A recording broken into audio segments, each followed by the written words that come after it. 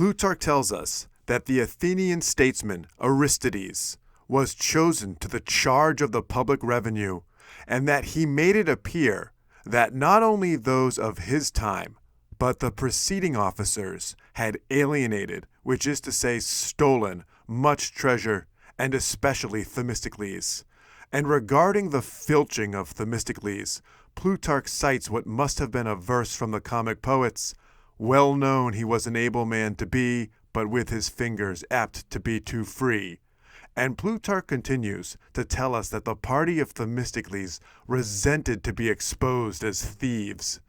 Therefore, Themistocles, associating several persons against Aristides and impeaching him when he gave in his accounts, caused him to be condemned of robbing the public. In accusing Aristides of what he himself was guilty, Themistocles has shown a form of hypocrisy that is nicely described by Moliere in his play Tartuffe. Those whose conduct is the most laughable are always the first to criticize others. They try to justify their own behavior in society by that of others who are dipped in the same dye, and in the false hope of some resemblance, to lend an air of innocence to their own intrigues, or to shift onto others some share of that public blame with which they're all too heavily loaded. So what Plutarch and Moliere help us to understand is that there is a tendency for the vicious to seek out the imperfections of the good so that no one might see that in fact some politicians are much more egregious than others, and the result is that the worst sort is merely typical. The way in which the rest of this story unfolded, how Aristides was reinstated as treasurer, brings us to the next political lesson in Plutarch's Life of Aristides, pertaining to the integrity of public expenditure. Plutarch writes, "The best and chiefest men of the city, much resenting it," which is to say, they resented the accusations against Aristides, "he was not only exempted from the fine imposed upon him, but likewise again called to the same employment, pretending now to repent him of his former practice, and carrying himself with more remissness, he became acceptable to such as pillaged the treasury, by not detecting or calling them to an exact account, so that those who had their fill of the public money began highly to applaud Aristides, and sued to the people, making interest to have him once more chosen treasurer. But when they were on the point of election, he, as in Aristides, reproved the Athenians. 'When I discharged my office well and faithfully,' said he, 'I was insulted and abused. But now that I have allowed the public thieves in a variety of malpractices, I am considered an admirable patriot, and I commiserate your condition, with whom it is more praiseworthy to oblige ill men than to conserve the revenue of the public.'"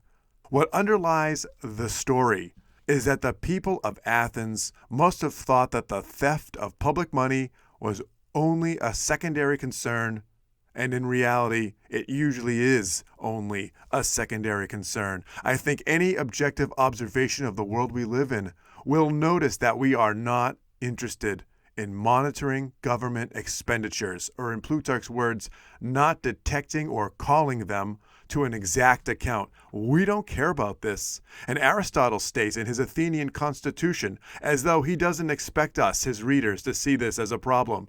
He writes of the powers of the Areopagus, "This council kept watch over the greatest number and most important affairs of the state, making returns of its expenditure to the Acropolis without adding a statement of the reason for the outlay." Aristotle does not comment further on this. He just states this as a fact, as though anyone who knows why this is a problem requires no explanation of it, but he seems to know that no one cares. In America, we certainly do not. As an example, let's look at one portion of the Massachusetts budget, and I choose this because I'm a Massachusetts attorney. So let's look at one line from the 2019 fiscal budget for the Department of Early Education and Care. This pertains mostly to daycare.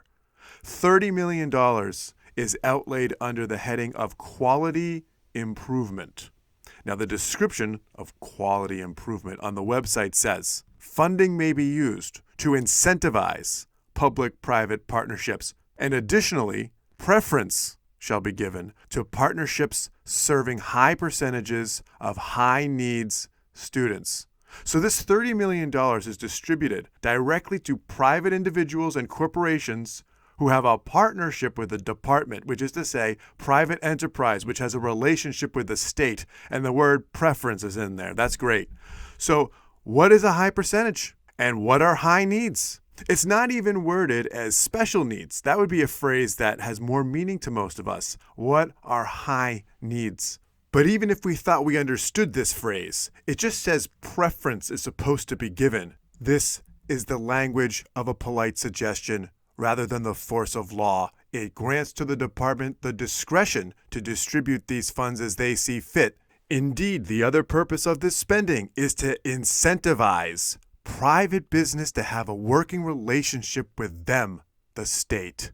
We have no idea what happens to this money. The department has no obligation to furnish the taxpayer with a list of its preferential recipients.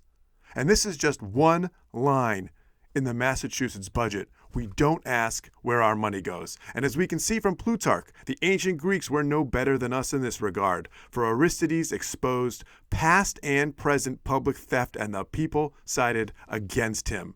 In the days of ancient Rome, however, there is an interesting paragraph along these lines from Cassius Dio in his work on the reign of Emperor Claudius.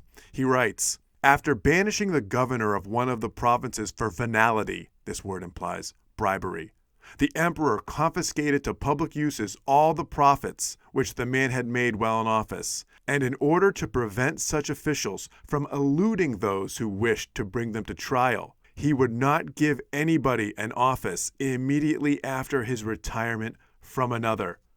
This, in fact, had been the custom in earlier days also, in order that anybody might freely institute suit against such officials in the intervening period. So in the days of the Roman Republic, you couldn't get a new appointment within the state bureaucracy before being subjected to some scrutiny of your dealing, and a private person could bring an action against you. In Massachusetts, even if we knew what the expenditures were, you couldn't do anything about it because the officers are immune to any legal proceedings under the Massachusetts Tort Claims Act. In other words, despite living in an age in which we should be able to access many things online, ancient Rome was more transparent. And we know what Aristides would say to us: "I commiserate your condition, with whom it is more praiseworthy to oblige ill men than to conserve the revenue of the public."